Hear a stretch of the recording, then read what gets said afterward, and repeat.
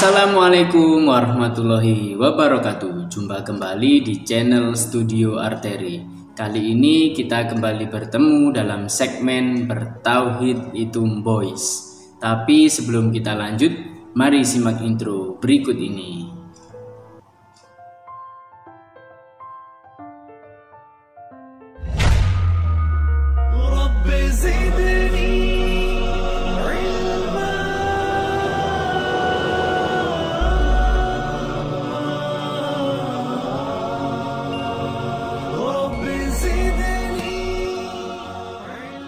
Alhamdulillahirrabbilalamin alladzi arsala rasulahu bil huda wa dinil haq liyudhhirahu ala dini kulli wa kafa billahi syahida. Allahumma sholli wa sallim ala sayyidina Muhammad wa ala alihi wa ashabihi ajmain.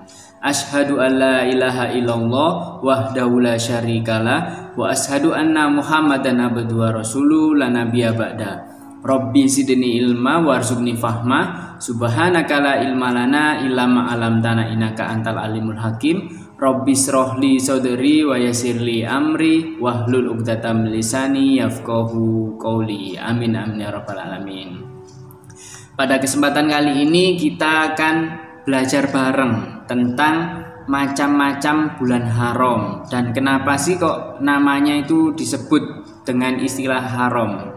Dan yang perlu kita ketahui di sini, haram bukanlah sesuatu yang menjijikkan, tapi lebih kepada sesuatu yang harus kita jaga, harus kita pelihara. Dalam hal kita tidak boleh melakukan itu, alias menjaga diri kita untuk tidak melakukan hal-hal yang diharamkan. Seperti halnya ada minuman yang haram, ada makan makanan yang haram, ada perbuatan yang haram.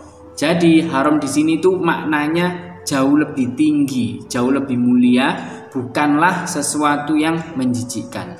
Tapi kita harus menjaga diri untuk tidak melakukan perbuatan yang diharamkan, baik memakan makanan, meminum maupun perbuatan-perbuatan yang diharamkan. Jadi maknanya lebih ke arah sana.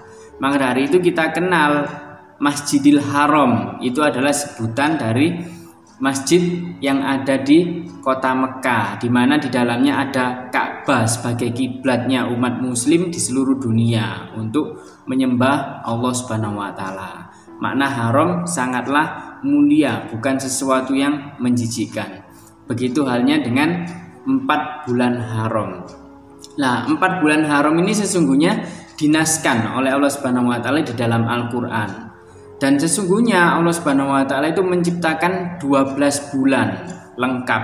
Padahal pada zaman dahulu sebelum kita menemukan perhitungan waktu menggunakan heliosentris maupun geosentris, orang-orang pada zaman dahulu itu ada yang menganggap bahwa putaran waktu dalam hitungan bulan itu ada 10, ada juga yang 11. Akhirnya semakin maju dari segi ilmu pengetahuan, ternyata manusia lebih condong menggunakan heliosentris atau matahari sebagai pusat tata surya. Akhirnya ketemulah hitungan yang pasti dan benar memang di sisi Allah itu berjumlah 12. Hal ini dikemukakan oleh ilmuwan-ilmuwan muslim pada awal abad Islam mulai tersebar di muka bumi. Padahal sebelumnya sebelum ilmuwan muslim berdatangan, mereka itu mempunyai banyak versi terhadap hitungan bulan yang benar.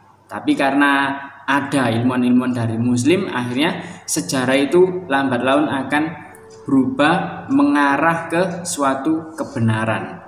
Hal ini mengapa bisa? Karena ilmuwan muslim selain mereka mempelajari apa yang sudah ditemukan oleh ilmuwan-ilmuwan sebelumnya, beliau-beliau ini rahimahullah juga membaca Al-Quran, di mana di dalamnya itu terdapat segala macam petunjuk dan tanda-tanda yang tersirat maupun tersurat segala sesuatu yang ada di alam semesta ini, yang kita kenal dengan istilah ayat kauniyah dan ayat kauliyah. Ayat kauniyah itu petunjuk tersirat yang ada di alam semesta sekitar kita terkait kebesaran Allah Subhanahu wa taala. Sedangkan ayat kauliyah itu yang tersurat atau tertulis jelas sebagai peringatan maupun petunjuk bagi kita umat manusia. Nah, Allah Subhanahu wa taala menaskan di dalam Al-Qur'an bahwa di antara 12 bulan yang sudah diciptakan, Allah menetapkan 4 bulan haram. Ini dinaskan di dalam Quran surat At-Taubah ayat ke-36 yang berbunyi, A'udzubillahi minasyaitonirrajim, inna idatasyuhuri indallahi hisna asyara syahron fi kitabillahi yauma khalaqas samawati wal ardo minha arba'atun hurum dzalikal dinul qayyimah fala taslimu fihinna anfusakum wa qatilul musyrikina kafatan kama yuqatilunakum kafatan wa'lamu annallaha ma'al muttaqin, yang artinya sesungguhnya bilangan bulan pada sisi Allah ada 12 bulan dalam ketetapan Allah di waktu Dia menciptakan langit dan bumi, di antaranya 4 bulan haram. Itulah ketetapan agama yang lurus. Maka janganlah kamu menganiaya diri kamu dalam bulan yang 4 itu, dan perangilah kaum musyrikin itu semua sebagaimana mereka pun memerangi kamu semuanya, dan ketahuilah bahwasanya Allah beserta orang-orang yang bertakwa. Shadaqallahul adzim, maha benar firman-Nya. Dari nas ayat ini kita tahu bahwasanya Allah sudah menetapkan 4 bulan haram, di mana bulan ini sangatlah mulia dari agama yang lurus, agama Islam pastinya. Karena kita tahu bahwa inna dina indallahil Islam, sesungguhnya agama di sisi Allah adalah Islam. Jika ada agama-agama lain selain Islam, maka itu adalah buatan manusia atau karangan manusia untuk kepentingan dirinya sendiri maupun kelompoknya, dalam hal ini untuk kepentingan politik. Maka dari itu semua nabi dan rasul yang diutus oleh Allah Subhanahu wa taala pasti beliau-beliau itu mendakwakan tauhid, la ilaha illallah, tidak ada Tuhan atau Rob atau sesembahan selain Allah Azza wa Jalla. Semua nabi dan rasul pasti menyampaikan tauhid. Nah, karena penyampaian tauhid ini mengarahnya kepada muslim. Muslim menurut bahasa itu adalah orang yang berserah diri. Jadi siapapun yang menyerahkan dirinya, menghamba hanya kepada Allah Subhanahu wa taala, menjalankan setiap perintahnya, menjauhi segala larangannya, amar ma'ruf nahi mungkar, dan bersyahadat alias bersaksi bahwa tidak ada sesembahan selain Allah, dan bersaksi bahwa Nabi Muhammad SAW itu adalah utusan Allah sebagai penyempurna dan penutup para nabi dan rasul sebelumnya, yang kita sebut dengan Khotamul Anbiya, yang membenarkan ayat-ayat dan kitab-kitab sebelumnya disempurnakan dengan kitab suci Al-Quran yang diturunkan kepada beliau SAW. Ini makna dari ayat yang disampaikan tadi, bahwasanya ada 4 bulan yang diharamkan di sisi Allah Subhanahu wa taala. Dan di dalam bulan haram ini kita dilarang untuk menganiaya diri sendiri, dalam arti melakukan perbuatan-perbuatan yang maksiat, yang mungkar. Karena kalau kita melakukan di dalam 4 bulan haram ini, itu kita dosanya dilipat gandakan. Nah, kalau dosanya dilipat gandakan, otomatis pahala pun akan dilipat gandakan apabila kita melakukan perbuatan-perbuatan yang baik. 4 bulan haram ini 3 berurutan dan 1 itu terpisah, seperti nas dari hadis yang disampaikan oleh Rasulullah SAW. Hadisnya berbunyi, Rasulullah SAW bersabda, "Zamanu qad istadara kahai atihi yauma khalaqas samawati wal ard sanatusna asyara syahron minha arba'atum hurum." Salah satu mutawaiyatu Zulqa'dati wa Zulhijjati wal Muharramu wa Rajabu mudarrul ladzi baina Jumada wa Sya'bana, yang artinya zaman berputar seperti hari Allah menciptakan langit dan bumi. 1 tahun terdiri dari 12 bulan. Di antaranya 4 bulan haram, 3 bulan berurutan, Zulkaidah atau Zulqa'dah, Zulhijjah, dan Muharram. Adapun Rajab juga merupakan bulannya kaum Mudar, berada di antara Jumadil Akhir dan Sya'ban. Hadis riwayat Bukhari dan Muslim. Berdasarkan nas dari hadis dan juga Al-Quran, bahwasanya 4 bulan haram ini terdiri dari 3 berurutan, 1 terpisah. 1 yang terpisah ini adalah bulan Rajab, terpisah. Kemudian yang 3 ini berurutan, ada Zulqa'dah atau Zulkaidah, kemudian Zulhijjah, dan yang terakhir adalah Muharram.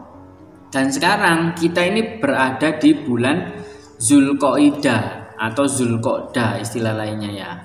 Nah, sebentar lagi kita beranjak ke bulan haram yang berikutnya, yakni Zulhijjah. Di mana pada bulan Zulhijjah ini kita ketahui ada syariat kurban yang sangat erat melekat dari kehidupan kita, terlebih masa kecil kita. Kita pasti senang saat datangnya bulan Idul Adha istilahnya ya. Di bulan Zulhijjah ini adanya penyembelihan hewan kurban. Kita senang sama teman-teman menonton banyaknya kambing, banyaknya sapi yang ada di masjid-masjid sekitar rumah kita, hingga prosesi penyembelihan itu sangat melekat sekali dari kehidupan masa kecil kita. Tentu saja tidak hanya syariat kurban yang bisa dilakukan di bulan Zulhijjah, ada banyak sekali. Dan kita ketahui di bulan Zulhijjah ini ada syariat haji, ibadah haji bagi orang-orang muslim yang dalam hal ini mempunyai tubuh yang fit alias mampu melaksanakan runtutan dan semua tahapan ibadah yang dilakukan. Kemudian mempunyai rezeki yang berlebih juga karena proses perjalanan dan juga segala sesuatu kebutuhan untuk bisa berangkat ke Masjidil Haram, ke kota suci Mekah di Arab Saudi sana, itu membutuhkan akomodasi yang cukup besar. Jadi dalam hal ini haji itu wajib bagi siapa saja yang memang sudah mampu dalam hal finansial dan juga kekuatan fisik. Tapi memang Allah Maha mengetahui apa yang ada di langit dan di bumi, termasuk dalam hal kemampuan hamba-hambanya untuk melakukan setiap ibadah yang harusnya bisa dilakukan. Dan selain haji, Allah Subhanahu wa Ta'ala juga memberikan syariat puasa. Dan di bulan Zulhijjah ini kita juga disunahkan untuk bisa melakukan puasa, bahkan mulai dari tanggal 1 Zulhijjah sampai tanggal 9 Zulhijjah. Ini dikenal dengan istilah puasa Arafah pada tanggal 9 Zulhijjahnya, di mana pada hari itu bertepatan dengan saudara-saudara kita yang berhaji itu sedang melakukan wukuf di padang Arafah. Dan sunnah yang paling kuatnya itu puasa pada tanggal 9 yang kita kenal dengan puasa Arafah, dan sehari sebelumnya yakni tanggal 8 Zulhijjahnya itu kita sebut dengan istilah puasa tarwiyah. Nah, sedangkan di tanggal 11, 12, dan 13 ini kita dilarang untuk berpuasa karena masuk ke hari tasyrik. Itu adalah salah satu hal yang bisa kita kejar kalaupun kita memang masih belum bisa berhaji, kita belum bisa berkurban. Jadi yang mungkin bagi sebagian besar orang jauh lebih mudah dilakukan yakni berpuasa pada tanggal 8 Zulhijjah dan 9 Zulhijjah, puasa tarwiyah dan juga puasa Arafah. Nah, ngomong-ngomong soal Idul Adha atau penyembelihan hewan kurban, dalam hal ini hewan erat kaitannya dengan kehidupan para peternak, para petani yang ada di pedesaan. Nah, kalau bicara tentang hal ini, saya pribadi jadi mengingat flashback nostalgia pada zaman waktu kecil dulu, terutama generasi 90-an.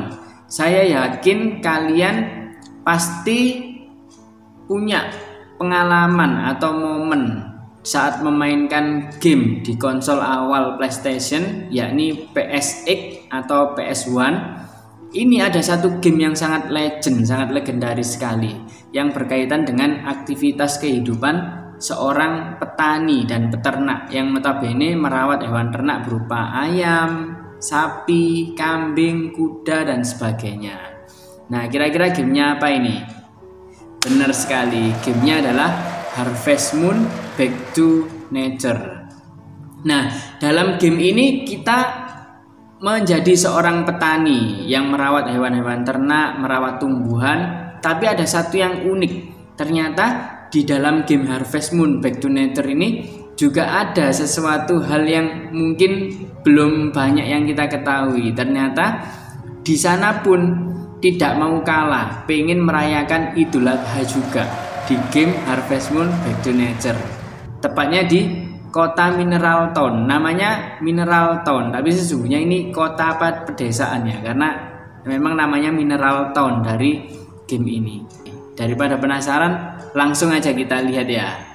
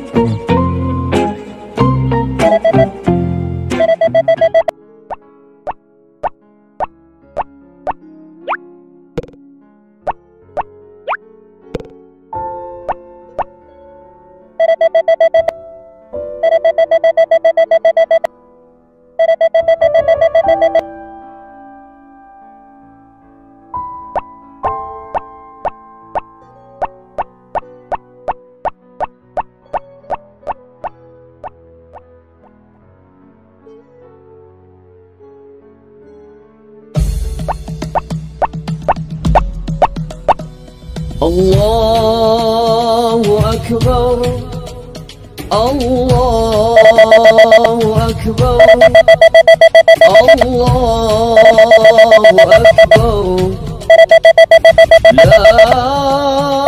ilaha illallah, Allahu Akbar, Allahu Akbar, walillahil hamd. Allahu Akbar, Allahu Akbar,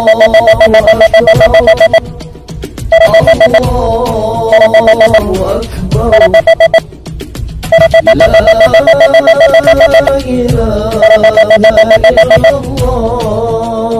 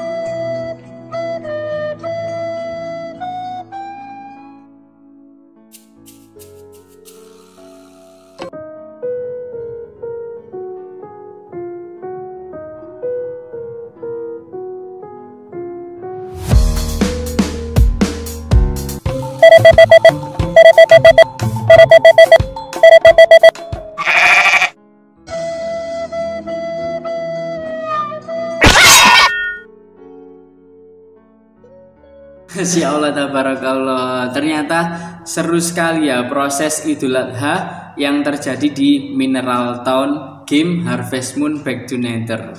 Saya sangat terharu sekali dengan kisah dari si sapi dan juga kambingnya. Si sapi ini sangatlah bijak sekali, Masya Allah. Itu ada beberapa ibroh atau pelajaran ya yang bisa kita petik dari tayangan game yang satu ini. Bahwasanya si sapi itu memahami betul makna tentang kurban. Dalam hal ini bahwasanya kurban itu Allah Subhanahu wa taala tidak membutuhkan hewan, dagingnya, darahnya atau apapun secara fisiknya, tapi lebih kepada menyembelih segala sesuatu atau mengkurbankan segala sesuatu hasrat kita tentang duniawi, bahwa sesungguhnya apa yang diberikan oleh Allah Subhanahu wa taala itu semua bakal akan kembali, baik itu jabatan, harta, kekayaan, keluarga dan sebagainya. Semua ini tidaklah kekal, tidaklah abadi dan pasti akan kembali kepada yang menciptakan, kepada Allah Subhanahu wa taala.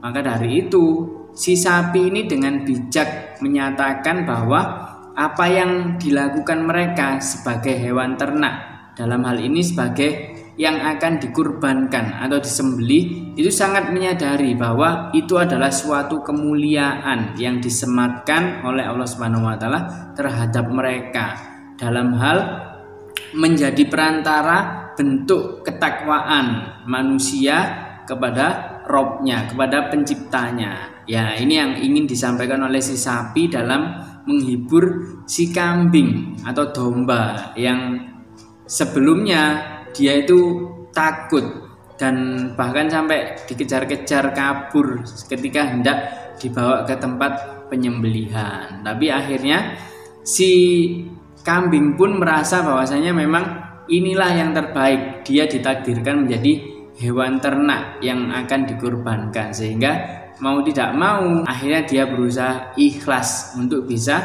menjadi salah satu hewan yang akan dikurbankan. Karena menjadi hewan kurban, apalagi yang disembelih untuk peristiwa Idul Adha, itu merupakan suatu kemuliaan yang akan hewan-hewan tersebut dapatkan. Itu adalah ibroh yang bisa kita ambil dari peristiwa Idul Adha di kota atau desa Mineral tahun. Ternyata sangat seru dan sangat semarak sekali.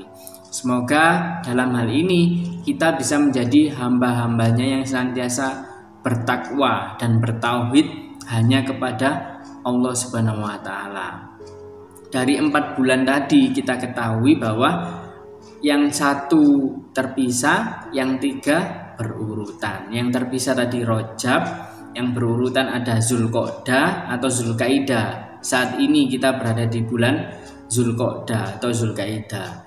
Beberapa waktu lagi kita akan memasuki bulan Zulhijjah atau bulan Idul Adha, seperti yang kisah dari game Harvest Moon Back to Nature tadi ya. Kemudian setelah Zulhijjah kita masuk ke bulan Muharram.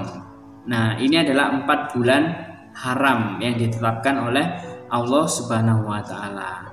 Lantas di antara kita mungkin ada yang bertanya-tanya, loh kenapa bulan Ramadan kok tidak masuk ke dalam 4 bulan haram yang sudah ditetapkan oleh Allah Subhanahu wa Ta'ala?